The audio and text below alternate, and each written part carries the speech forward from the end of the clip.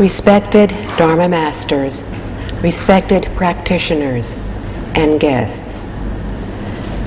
Mr. Liao said that it was 100 times harder to force ourselves not to do something than if we just stopped doing it naturally. If we fail to uproot our faults and merely suppress them, they will simply resurface, even if we have temporarily stopped committing them. So we can see that changing through behavior cannot help us to permanently eradicate our faults. We learned in the last talk that trying to change by correcting our every fault one by one is as difficult as trying to cut down a tree, twig by twig. This is a good example of why changes should be made from the heart. How do we proceed?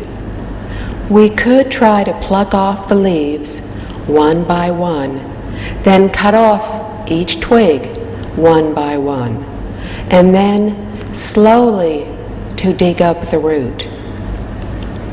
But this is extremely time-consuming and difficult. Wise people would go straight to the root. Then the leaves would naturally wither and fall. So why bother to pluck the leaves and cut the twigs one by one? We can change through behavior, through reasoning, from the heart. As Mr. Liao said, the best way is by changing from the heart while understanding the reasons behind the need to change. An example of correcting faults is my becoming a vegetarian. I could have done so by using the first method, by trying not to eat any meat or fish one meal at a time. But I have spoken to many people, and this has always proved extremely difficult to do.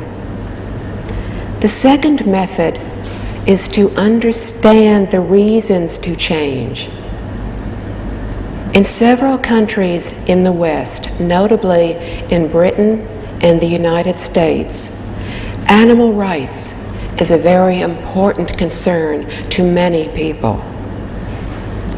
When I became aware of the unbelievably cruel conditions of factory farming, I was sickened at what I had learned. Most people have an image of animals on a farm where they are properly tended. We have images of them grazing peacefully in sun-drenched meadows with adequate space, food, and water. This is a dream from the past. It is not the reality of factory farming today. Chickens are raised in pens made of wire mesh, which are piled one on top of the other. Their feet are stapled to the bottom of the pens. Calves are raised in pens so small they have no room to even turn around. They are purposely restrained so they will remain as fat as possible. They are slaughtered when they are only a few months old, when they taste the best.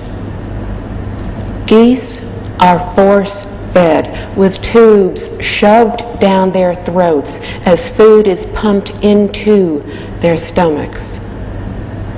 In the process, their throats can be ruptured. The suffering from this is immeasurable.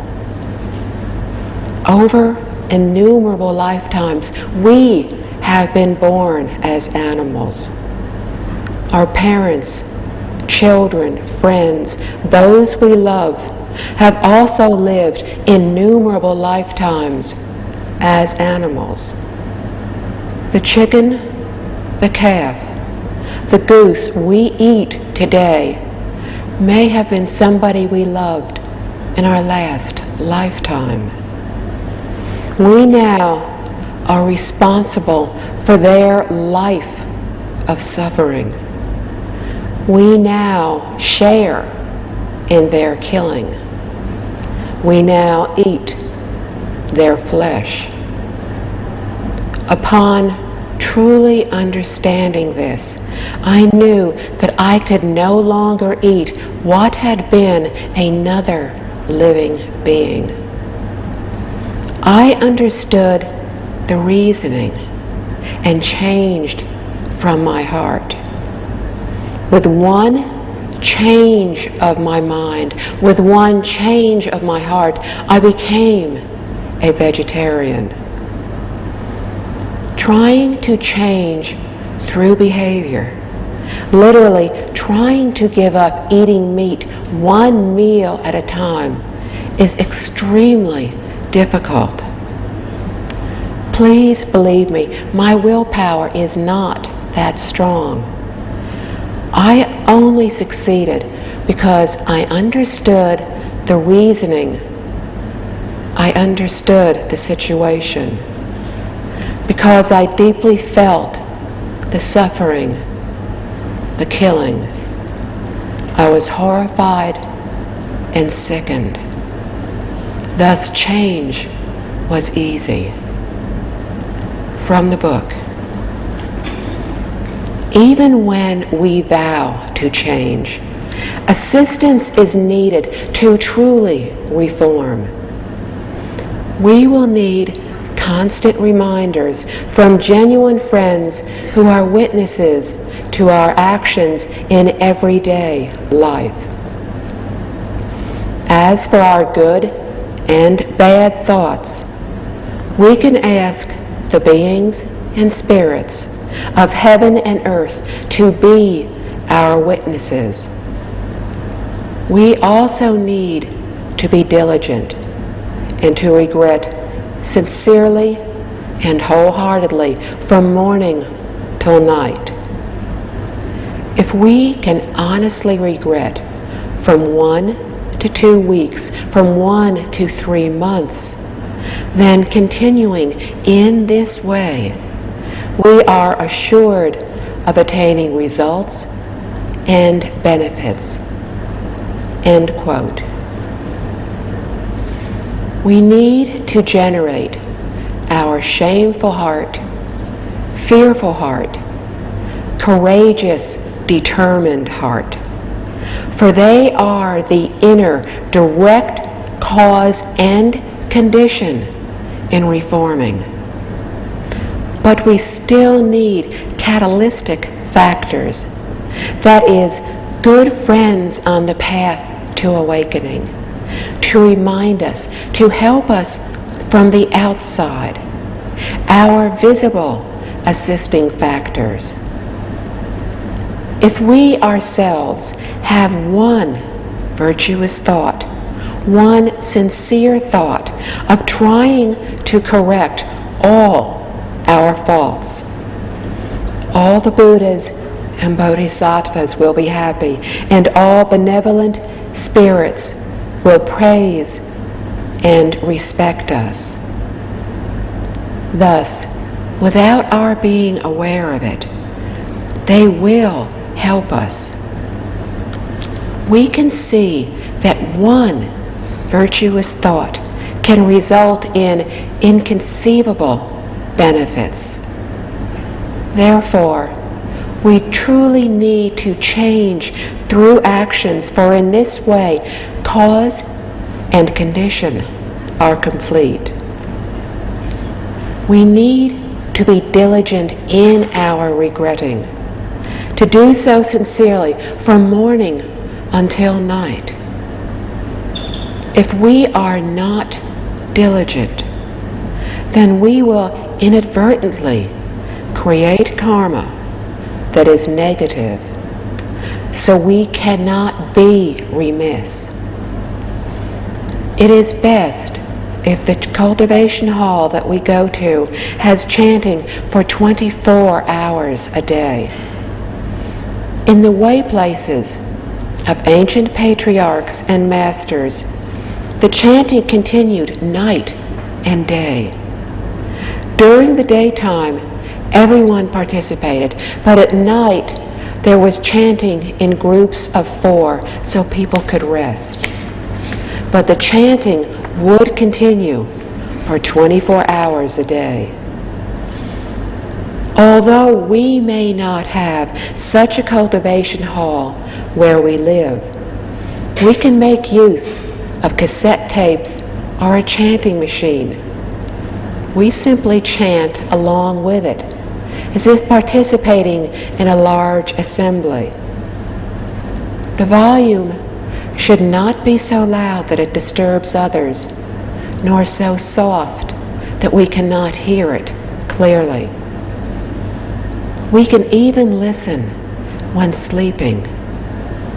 Sometimes we can even hear it when we dream, so we can chant in our dreams.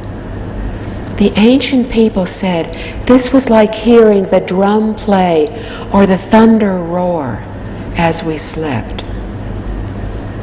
It would be wonderful if we could even hear the chanting in our sleep, as if we were in a 7-day retreat. Mr. Liao spoke of sincerely regretting for 1 week.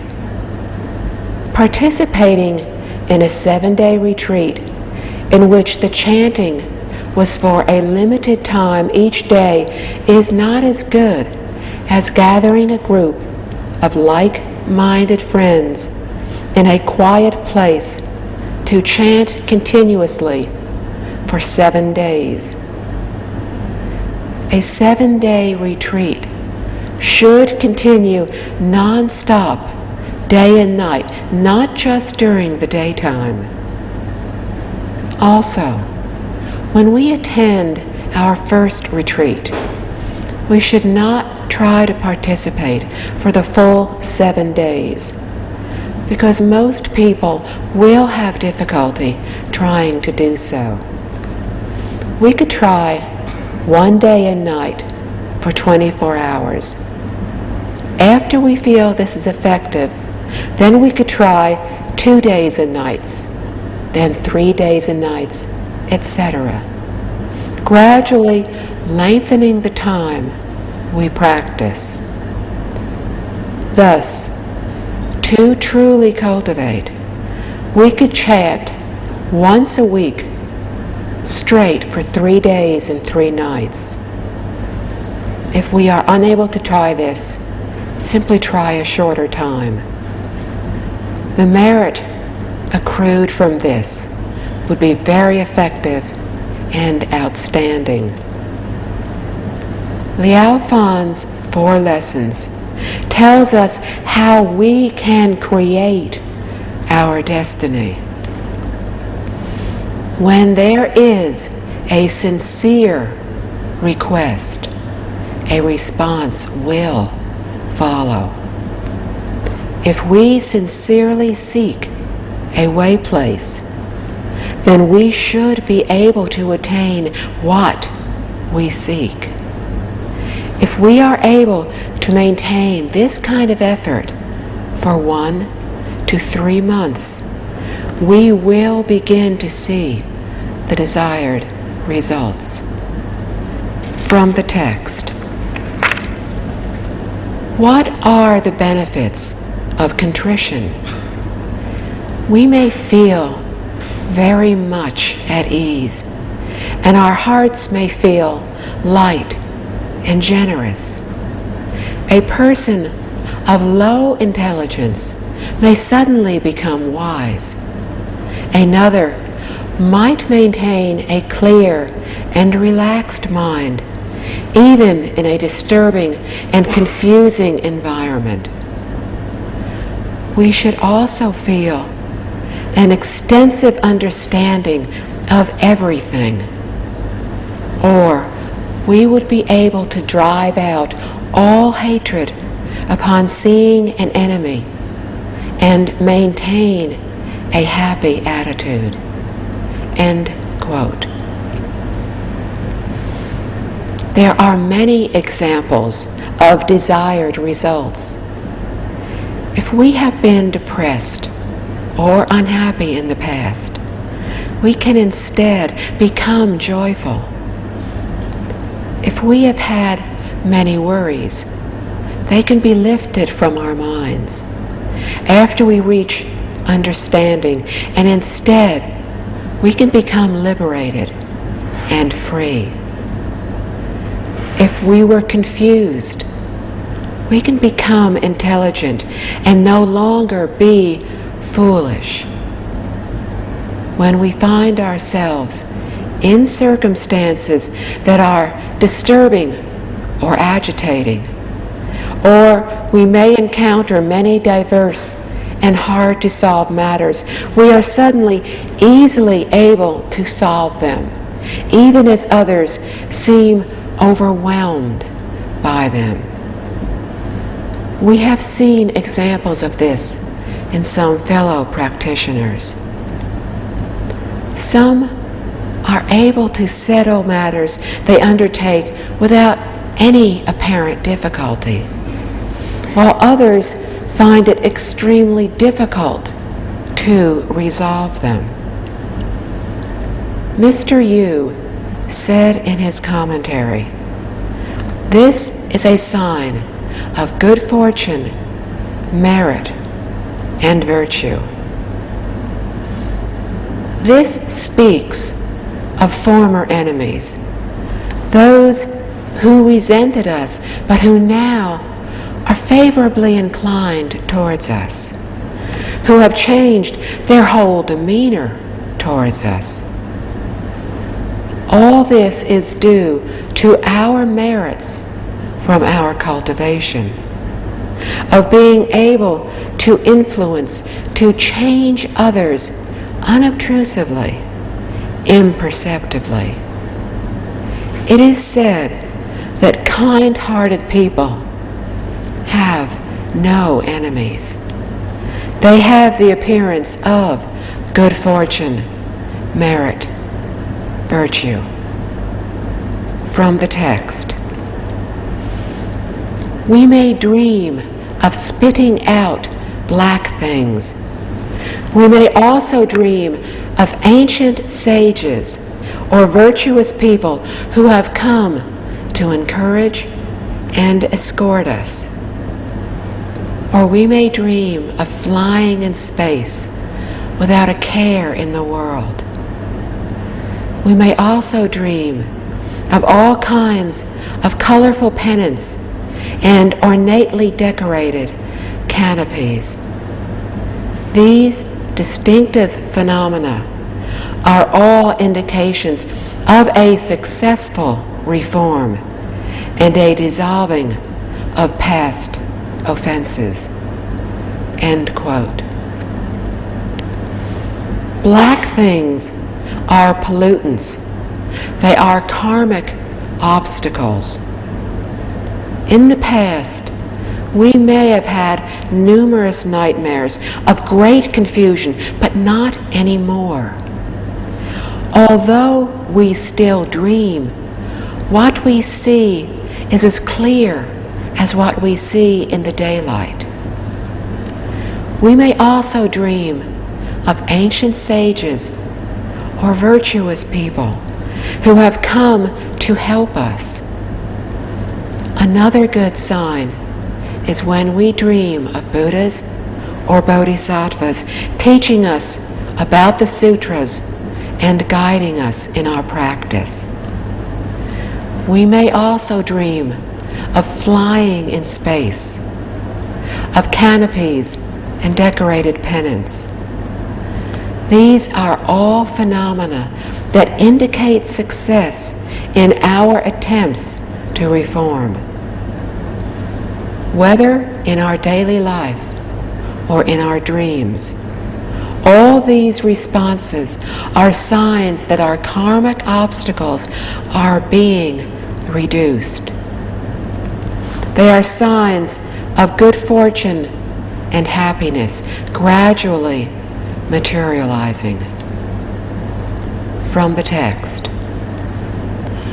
However, we must not consider seeing these phenomena as a sign of perfection. Instead, we must resolve to further improve ourselves and work even harder to reform. End quote. We should not be proud that we have made progress. If we become arrogant, just as our karmic obstacles are being reduced and eradicated, then we will again regress. Therefore, we must guard against arrogance. We need to increase our resolve to continue our improving and put even greater effort into reforming. If we become satisfied with our accomplishments, then we will be unable to make any further improvements. We need to be constantly diligent to seek improvement, to never limit our efforts to improve, to persevere with deep felt confidence. Even when we are born into the Western Pure Land, we need to continue to improve. How can we be content when so many beings are waiting for our help? We need to be satisfied in our spiritual and everyday manner of living. But we should never be satisfied when seeking improvement in our virtue and cultivation. From the text. During the spring-autumn period in China, there was a high senior government official in Wei named Bo Yu-chu. When he was 20, he was already mindful of his faults. He analyzed his mistakes and tried to correct them thoroughly. At the age of 21, he felt he still had not completely corrected all his faults. When he was 22, he felt as if 21 was spent dreamily, without practical improvement. Thus, year after year, he continued to correct his faults. When he reached 50, Bo Yu still felt that the past 49 years were filled with wrongdoing. This was how particular our ancestors were regarding the correction of faults. End quote. Bo Yu-chu was awakened when he was only 20. He knew his faults and vowed to reform. At 21, he still felt the need for improvement. All this was further proof of the passage that we should keep working on improving ourselves and not consider positive phenomena as an indication of perfection. Bo Yu-chu had accomplished this. Every year, every month, every day, he would continuously reflect within and reform. When Bo Yu reached 50, he still felt that his entire life was spent doing bad deeds. This is an excellent example of how people used to be so careful in correcting their faults. This account is an excellent example of how diligent, virtuous ancestors were. They persevered, practiced great willpower and patience in reforming themselves, and they proved that their endurance and efforts are worthy of our emulation. From the text, we are just ordinary people, and our mistakes are as numerous as the spines on a porcupine. Oftentimes, when we look back, we do not even see our own faults. This is because we are careless and do not know how to reflect on our own actions. It is as if a cataract is growing in our eye. We become so blind that we cannot even see that we are making mistakes every day. End quote. Mr. Liao taught his son to observe the conduct of our ancestors, then to look back on our own conduct and reflect within. We are ordinary people who possess excessive faults and wrongdoings, and they are as numerous as the spines on a porcupine. And yet, often when we look back, we do not even see our own faults. Thinking back over today, looking at yesterday, at last year, or even earlier, it would seem that we have created no grave mistakes, that we have not done anything seriously wrong. Why? We are negligent and careless.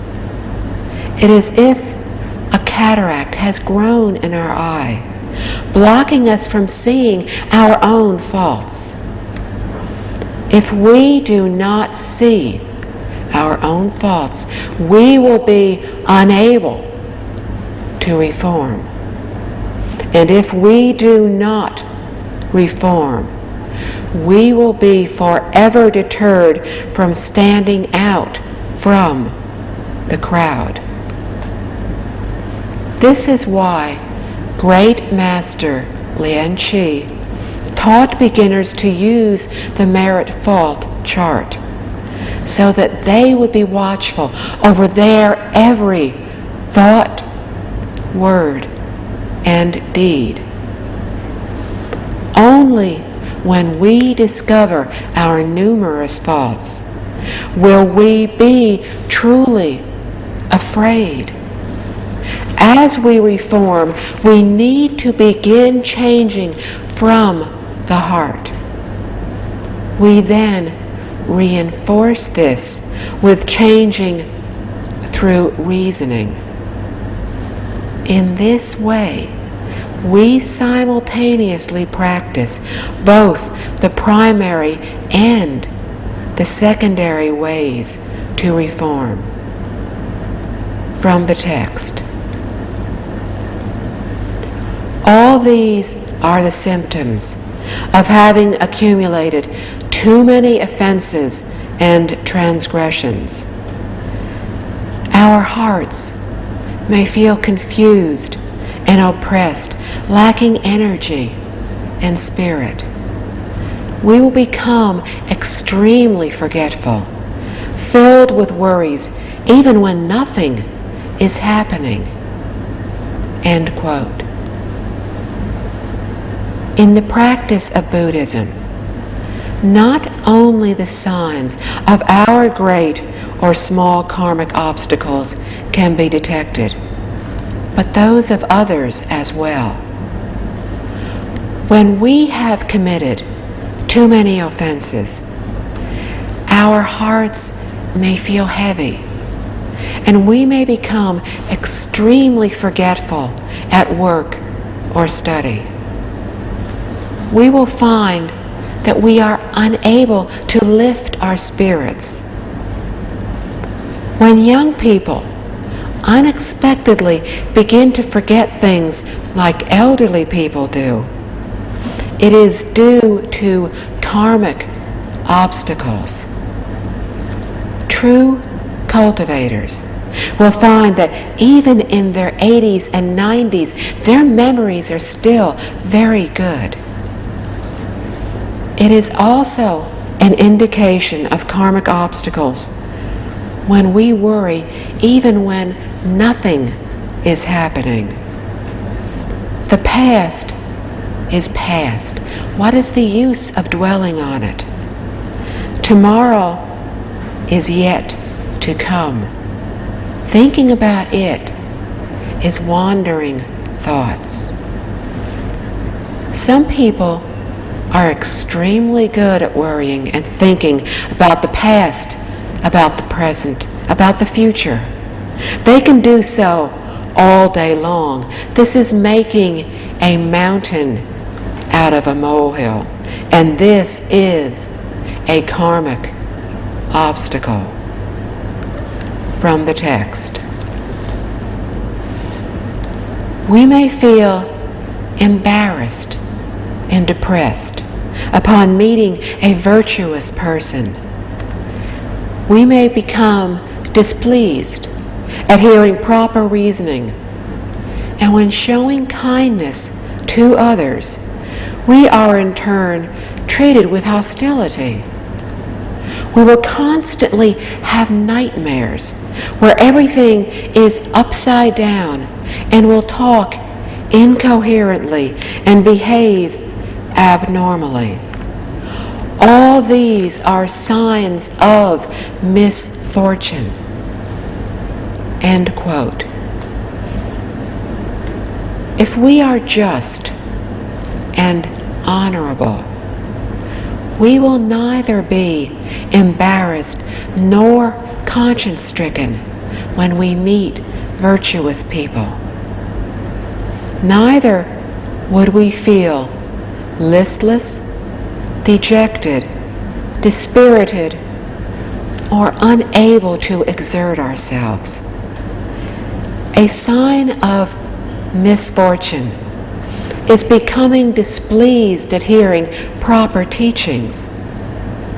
In other words, we will not want to listen to the teachings of Buddha, Mencius, Confucius, or to those of Mohammed, Jesus, or Moses, to any proper teachings. In the earlier years of the Qing dynasty, everyone recited and listened to the Infinite Life Sutra. But due to the Empress Dowager's discomfort in hearing it, the recitation was abolished. Perhaps listening to the teachings on the 10 bad conducts and their resultant sufferings in the human and hell realms made her uncomfortable due to her karmic obstacles. When we are kind to others, we may be met with hostility. For example, if we give someone a gift, not only do they not thank us for it, they may even resent us for it.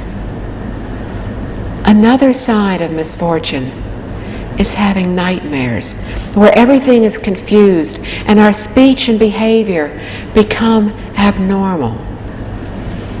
This means when we speak nonsensically and disjointedly, when our behavior becomes psychotic, that we have come up against a major karmic obstacle. These are signs of significant transgressions.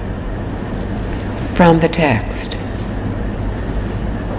If we have any of the above symptoms, we must immediately gather our willpower and reform all of our faults.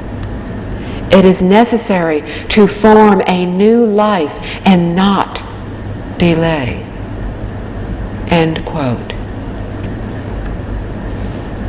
If we have any of these signs, we need to regret earnestly to rid ourselves of these bad habits. We no longer have the time to procrastinate or to be careless. If we do not reform ourselves today, we will not have a future.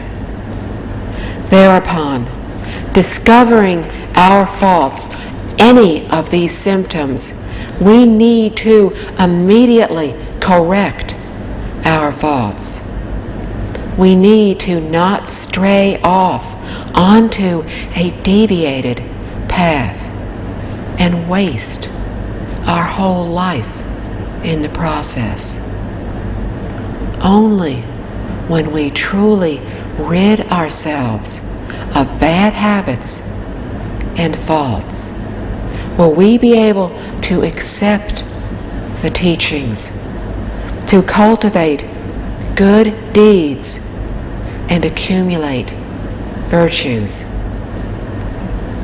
Especially in education, when imparting the teachings to others, it is important to pass the teachings to those who have qualities such as having fewer faults, purity of mind, bravery in reforming, and achievement in wisdom. Without these qualities, it would be useless to teach this person. For example, we might teach a person who is not virtuous, who does not have the correct motivation to learn. They would not learn the true essence. We might have enabled him or her to commit even greater offenses. If they did not have this additional knowledge, then he or she would have less chance of harming others, less chance of creating negative karma for themselves. With more knowledge and more abilities, this person could create more offenses of greater severity. In this case, the teacher would have selected the wrong person as a successor. Therefore, teachers need to know if the person is qualified to accept the knowledge and the abilities. If not, they will not pass the teachings to them. Please do not think that this is withholding knowledge. However, if we are unwilling to teach a suitable person, then we have possibly wasted a very good Buddhist successor. So if a person is suitable, we teach them. If they are not suitable, we do not. So, how do we accumulate merit? We correct each and every fault. This will enable us to have the abilities and the conditions to accept the great teachings. We will then perform more good deeds to meet the qualifications for being a proper Dharma repository before accepting the great teachings. From the text. I Ching, the Book of Changes, explains that families who perform good deeds will accumulate prosperity which can outlast many generations. Let me give an example. Once there was a family by the name of Yan. Before they agreed to give their daughter in marriage to the man who later became Confucius' father, they looked into the past deeds of the family. After finding the family to be one that practiced kindness and accumulated virtues, the Yan family felt assured that their daughter would be marrying into a family that would be prosperous with outstanding descendants. End quote. I Ching, the Book of Changes, is used as the introduction for the principles in this part of the lesson. A family that accumulates good deeds is bound to have prosperity to spare. Even if we could not enjoy all the good fortune during this lifetime, we would have enough left over for our descendants to enjoy for generations to come. There is profound meaning within this. People in the past were very different from people today. Since ancient times in China, the decision of the parents and the advice of the matchmakers has always determined a union of marriage. When we compare freedom of love in today's society with traditional ways, the latter had its advantages. Parents who were well educated and high in moral standards undoubtedly chose the best and most promising spouse for their children. On the other hand, the disadvantage is that parents who had no education and did not know better often sold their daughter out for a good price. Children were unwillingly forced to live together as they followed their parents' wishes and were unhappy for the rest of their lives. This is an obvious disadvantage, but we should not let this overshadow the advantages. Liang He was Confucius' father. The maiden name of Confucius' mother was Yan. The Yan family spoken of here is Confucius' maternal grandfather, who married his daughter to Confucius' father, which proved that very careful thinking went into this match. He knew that the family had accumulated virtues and practiced good deeds for several generations.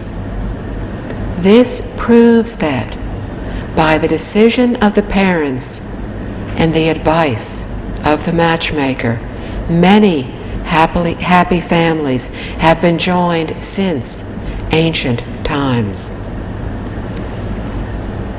In ancient times, all those who held power, whether it was an emperor who ruled an empire or a mayor who ruled a county or a town, faithfully followed 3 guidelines.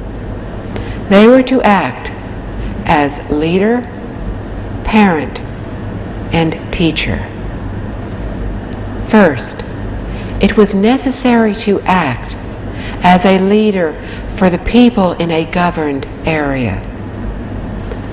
To act as the parent meant to be parent of the citizens for all the people in that area.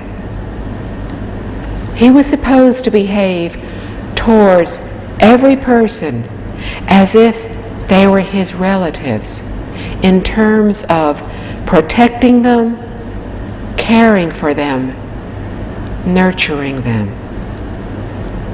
To act as the teacher meant that he should be a role model and teach them what they did not understand.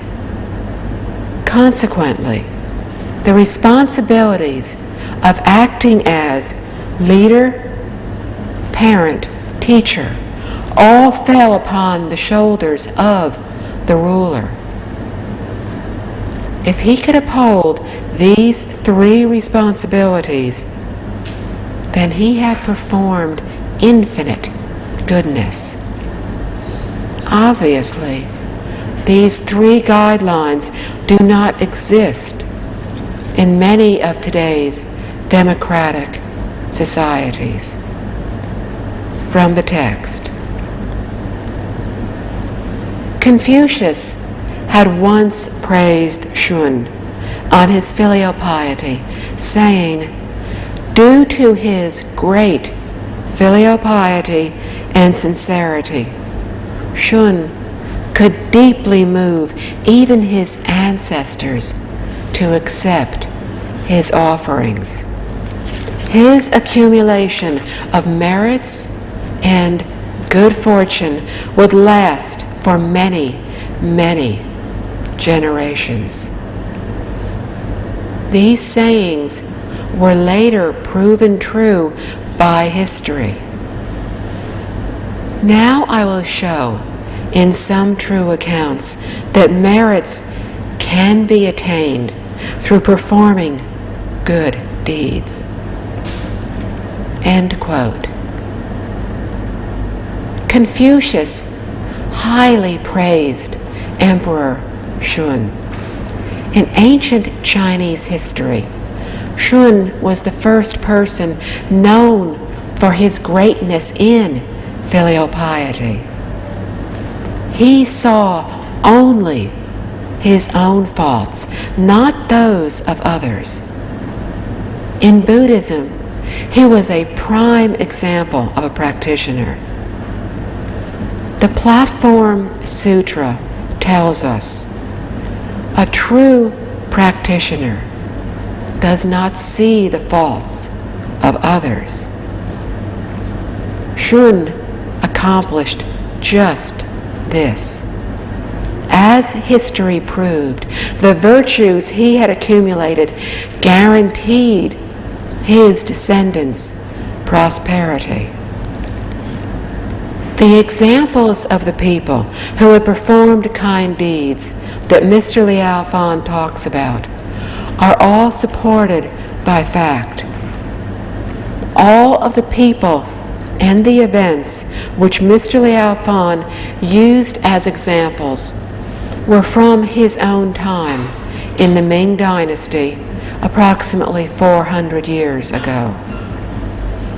All of the events that happened were only a few decades apart and were familiar to everyone of his time. He used these examples to encourage people to practice good deeds and to accumulate goodness, because these would result in good rewards. From the text. In Fujian province, there was a prominent man named Rongyang who held a position in the imperial court as the emperor's teacher. His ancestors were boat people who made a living by helping people cross the river. Once there was a storm which lasted so long that fierce flooding washed away all the houses. People, animals, and goods were carried downriver by the current. Other boaters took advantage of the situation and strove to collect the floating goods. Only Rongyang's grandfather and great-grandfather took interest in rescuing the drowning people. They did not take any of the goods that floated by. The other boaters all laughed and thought them to be very foolish. Later, when Rongyang's father was born, the young family gradually became wealthy. End quote. During Venerable Master Jing Kong's childhood, he lived in Jian'ou for 6 years and often went with schoolmates to play in what had formerly been Rongyang's house. It was of an ancient style, filled with many antiques. There were 2 stone lions on either side of the front door, and lanterns were hung in front, such as were hung in ancient way places. At the time of this account, when there was too much rain, the rivers would flood, causing serious flooding which destroyed houses and washed away belongings. Other boaters took advantage of the situation by collecting the victims' goods in order to make a small fortune.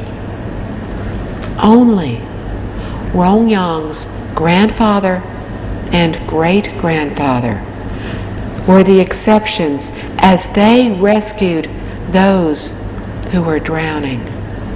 They took no interest in any of the passing goods. The other boaters all laughed and thought they were extremely foolish in passing up such a great opportunity to become rich, for they chose instead to save lives. It was only with the birth of Rongyang's father that the family's living conditions improved. Consider how much money they could have made rowing people across the river. Sometimes passengers did not have money to pay the fare, but they would still have to be transported across the river. Therefore, the fee was given at will and depended simply on how much the passenger was able to pay. A small container was placed on one side of the boat, and passengers would place into the container whatever amount they chose to. There was no set rate. This was the accepted practice in Fujian at that time. Students did not even need to pay.